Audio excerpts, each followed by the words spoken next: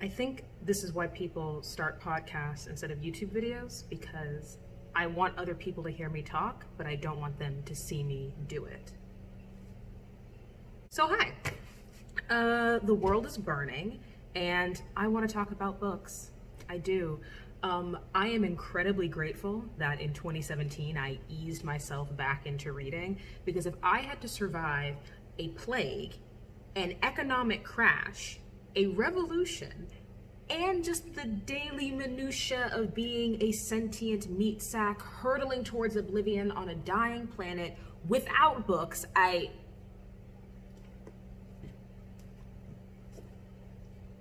Exactly, you get me. So here's a mid-year tag. Best book I have read so far this year, that would have to be Dominicana by Angie Cruz. Also, look at this cover. If I did not have another beautiful cover, this would answer another question. This book is amazing. It is about a 15-year-old Dominican girl named Anna. She is married off to an older man and sent to live in New York in 1965 as a way for her to escape the poverty that she lives in, but really as a ticket for her family to also come to the United States. And it is such a beautiful, rich, textured world. I've been to New York, I have a lot of family there, and so seeing it through the lens of a fellow Latina, albeit in a different time period, is absolutely amazing. And it's also the first book I've read in a long time in which a romantic relationship is the center. While she does, or is married off to a much older man, Juan, wait, is that his name? Yes, Juan Ruiz. She ends up falling for his brother, Cesar, and that relationship doesn't go as you might expect, but it is part of her awakening and her coming of age. And just watching her, I say watching, in my mind I was watching her, reading about her navigating New York City and learning a new language and building a life for herself that is different than the life that her mother and her grandmother led, is so amazing and beautiful. And I absolutely devoured this book. This was a gift by my aunt who met Angie Cruz, and she actually signed it in Soledad, in sisterhood. I also posted about this on my Instagram and Angie Cruz responded, so this is absolutely the best book I read so far this year.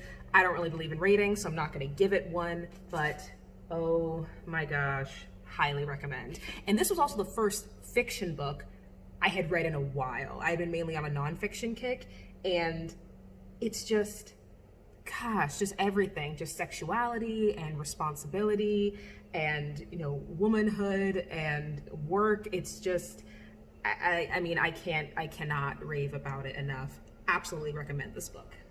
Favorite sequel in the first half of the year? None. I haven't read a sequel. I haven't read a book that is part of a series in several years, and even then it was because I was on a camping trip and had nothing else to read.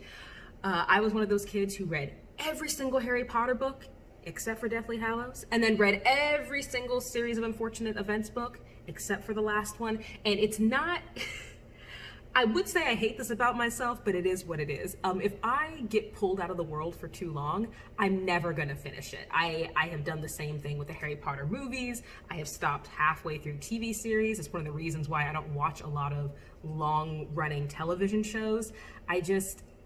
I mean, if I was going to read a book that's in a series, which I do want to do this year, I look at it as one independent novel. Like, if it doesn't captivate me in that novel, if reading that novel does not captivate me, and even if it does, that doesn't necessarily mean I'm going to invest in the long-term series. So yeah, no sequels. New release I'm excited for, that would have to be Axiom's End by Lindsay Ellis. Do I read science fiction? No. When was the last time I read science fiction? High school, Ender's Game. Why did I pre-order this book? Lindsay Ellis. Lindsay Ellis is a YouTuber who is a film critic, a video essayist. She's been on the platform a long time, and it really was her content that got me introduced to the whole nerd writer, lessons from the screenplay, all channels like that that really take a deep dive into culture and create video essays. You know, they're equally as invested in the visuals, as I'm clearly not picking cat hair off of my face, than in the content. And I just really enjoy her brain and her insight. And seeing as I am not a part of her Patreon and I have an ad blocker on YouTube, I was like, why not invest in her craft by pre-ordering her book? So Axiom's End, I'm not sure when it's going to come out now because of the pandemic, but I am genuinely excited for that. Cannot tell you what it's about, except that it's science fiction. I know I read the blurb on Barnes & Noble, but frankly, it's irrelevant. Like, I know what I'm doing. I'm a stan. This disappointment so far, I lent this book, or I gave this book back to my dad, so I don't have it with me, but controversial pick, The Road Less Traveled by M. Scott Peck. This is one of the most best-selling books of all time. They've come out with iteration after iteration as it's been updated, and the reason it was disappointing was either I didn't remember the last third of the book, or I had only read the first 2/3 when I was in high school, but this book absolutely opened up my eyes to therapy and psychotherapy and the way religion and family and mental health are all woven together. It's a mix of his individual insights and musings on life, plus anonymous case studies from his practice as a therapist. And it really was those case studies, it really were those case studies that stuck with me, because sometimes seeing another person go through something in a very clinical way allows you to see things about yourself. And part of me wants to recommend it because there are certain chapters that truly changed my life, completely changed the way that I look at myself and look at other people. But the whole last section of the book is a lot of spirituality and religion, which is normally directly up my alley as someone who studied religion in school. But just the way he went about it really felt more like, this is my opinion and it is what it is, and less of this is why, which is what he did in the rest of the book. Also, he had this very, it was like a whole page metaphor, or at least it felt like a whole page, comparing African-American chattel slavery and how our emotions enslave us. And it really rubbed me the wrong way. Yes, this book was written by a white man. Yes, it originally came out decades ago, but that was kind of the tip of the iceberg that started pulling me out. And then as we went on to the philosophical musings, I was like, this was hard for me to finish. So not a bad book, but definitely the most disappointing so far this year. Biggest surprise, and that would be My Year of Rest and Relaxation by Ottessa Moshfegh. This was a recommendation from Ariel Bassett. She is a longtime booktuber. I just started watching her channel last year, and this appealed to me. This appealed to me because this is the story of a woman, we never learn her name, who attempts to sleep for an entire year. And I know that sounds wild, but she uses a very shady therapist, her generational wealth, put her bills on autopay, drugs. Like she goes through all of these very complicated situations to be unconscious for most of her life as possible. And she is not a protagonist that I liked. You're not supposed to like her, but something about reading this at the start of quarantine really got to me. The writing is very unique. If I hadn't loved Dominicana so much, Ottessa would be my favorite book of the year. It's just, or Ottessa, My Year of Rest and Relaxation would probably be up there as my favorite book. It's just so, it's strange and I love it. I feel like I haven't read anything like this before. There's something about the writing. It's so internal, and it's like watching a car wreck, the way this woman goes through her life. And the ending is, oh my gosh, like it's a weird book and I love it. I really, really love it. I say surprise because, again, this sounds strange, I don't normally accept recommendations. Not that Ariel was like giving it directly to me. I don't normally see, oh, someone else liked this book, I'm gonna like it too. But just the way she described it struck me. And I feel like neither of us described it very well because it's hard to do so without giving away some of what makes it unique. But definitely biggest surprise of the year. To you or debut author, I literally just said it, Angie Cruz. She has 2 other books that I absolutely want to read. I don't know when she debuted. I feel like this has been her most successful book so far, or maybe this is just the one that I have heard of. That sounds weird. This is the one, like when you Google Angie Cruz, this one comes up more than Soledad, which is one of her other books. But that's probably just because this is the most recently released. I could talk about this for an entire hour, an entire video. I just love it so much. And I absolutely am going to read her other 2 books, and I hope they are just as good. So, favorite author of the year. Fictional crush of the year. This one's hard because Dominicana has romance in it. Some of the other books I'm going to talk about have relationships or romance in them, but that's not the focus of it. Dominicana has the strongest focus in romance, and that's not something that happens till later on in the novel. And not to say that it has to be a romance novel for me to have a crush on a character, but really, my crushes on fictional characters almost always came from like movies and anime and manga. And I have not read manga in a long time. So I don't really think I have a crush. If anything, my crush would be the answer to the next question, which is your favorite character. So let's jump to that one. So your new favorite character, for me, that is Sula, of which Sula by Toni Morrison is named. This book is about Black womanhood in a way that many of Toni Morrison's books are, but how do I phrase it? I'm terrible at talking about books that I enjoy, but then give me like a really shitty movie from 2001 that's like preteen boy action fodder, and suddenly I'm a philosopher.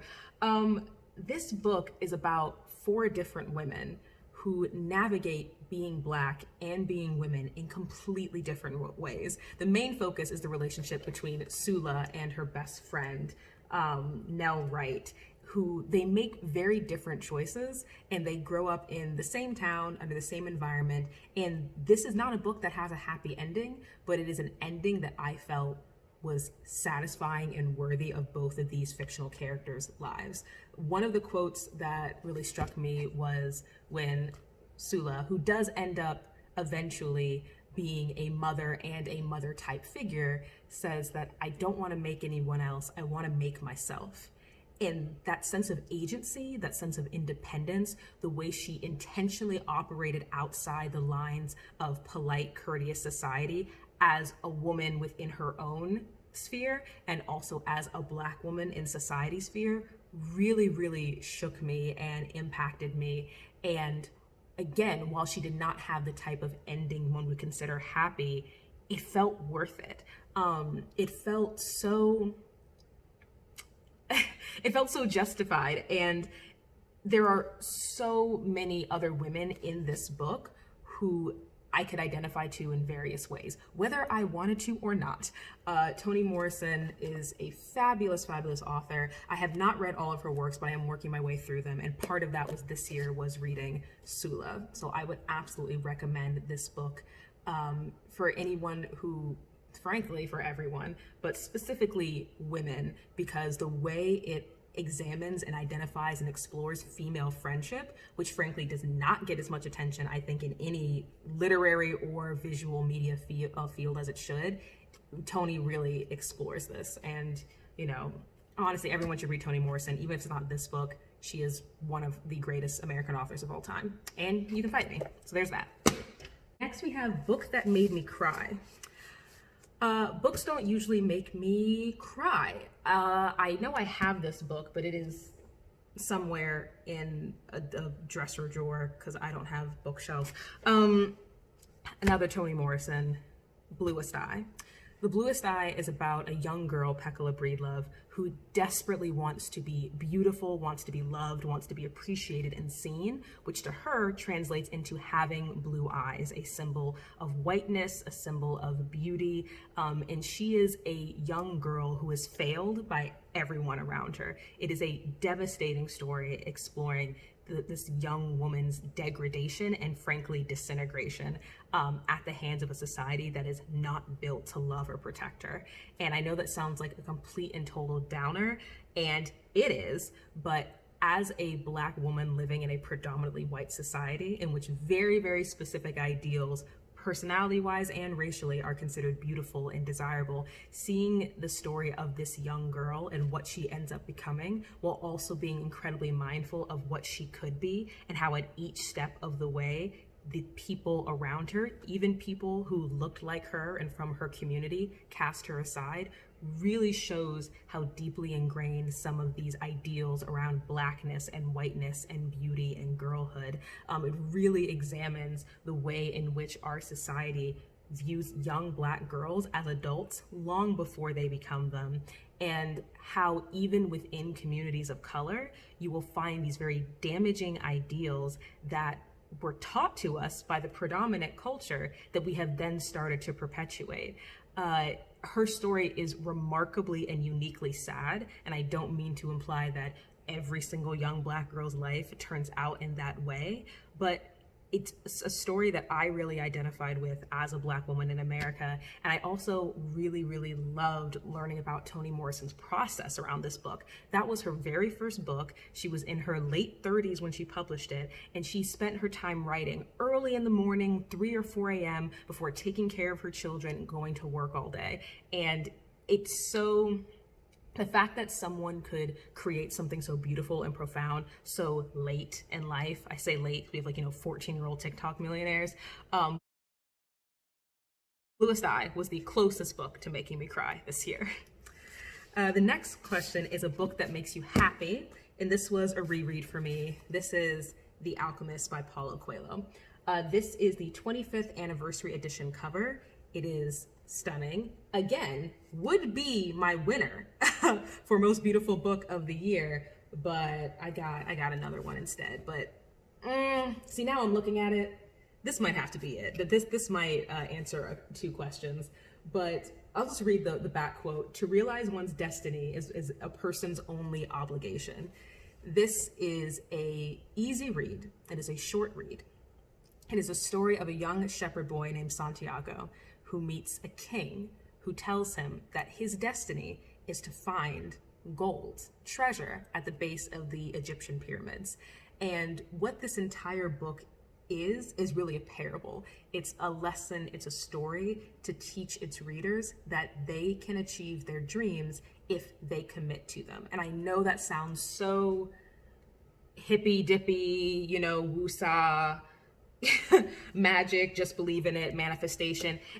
And some parts are, but I think one of the reasons why this book is so powerful is that it talks about universal truths that you can apply to your own life. And whether or not you believe in such things, I would recommend this book because it will inspire you. It'll make you feel like the universe has your best interest in mind, that once you take the first step towards your journey, there will be things that will help you along that path, that even when the worst thing imaginable happens and you are forced to reckon with that, what you learn from that experience, if you choose to view it that way, can propel you forward in your life. And there are various characters in here who are all on different personal missions, personal adventures to find or to become what they truly desire. And they all interact with Santiago in his own way.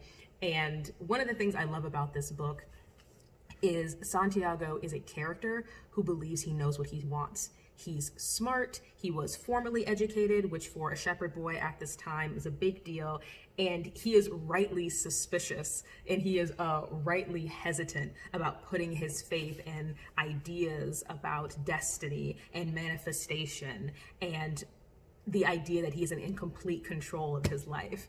I would recommend everyone read this book because even if you see it as solely a fictional tale about a young boy going on an adventure and finding incredible riches and wonderful lessons along the way, then great. And if you're someone who needs that push, who needs to hear some universal truths, I'd argue, woven into a fictional tale for them to really hit you, this is it.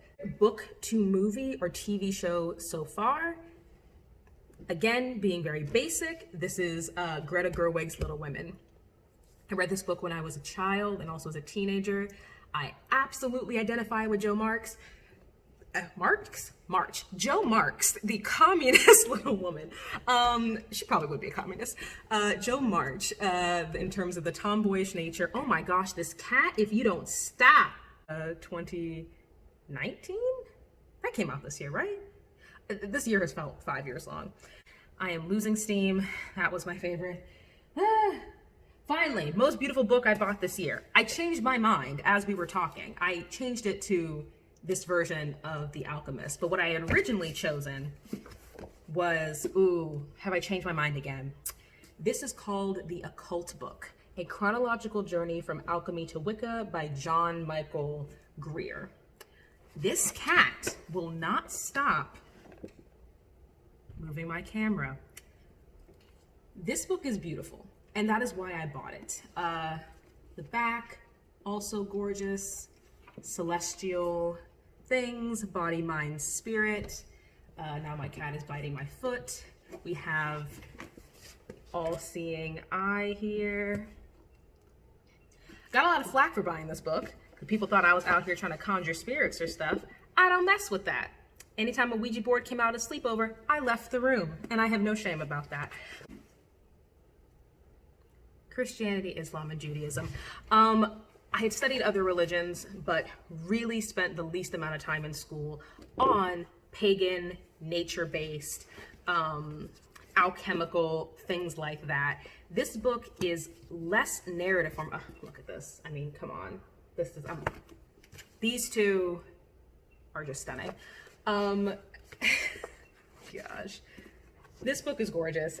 It starts with, where does it start?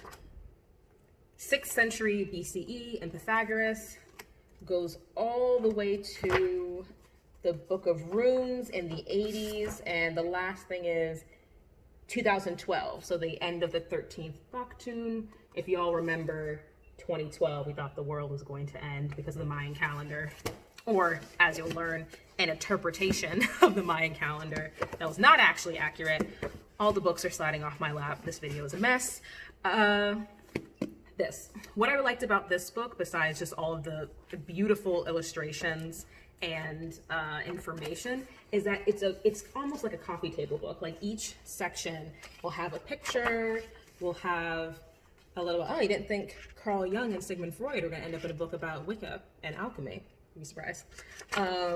Pictures and information, and it was a really quick read, and it was a great introduction to a lot of things that I ended up looking up later, which is what I wanted. I wanted kind of a broad overview of various occult beliefs, sciences, ideologies, spiritualities, so that I can go study individual ones more as I see fit.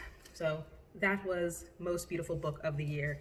But again, like, come on. I think probably the only reason this one's gonna win over this one is because I absolutely love the way the light reflects off it. Like, I just want to mount this on my wall. And that is my mid-year wrap up. That is my first YouTube video. What a life. Am I a YouTuber now? I gotta get some bookshelves.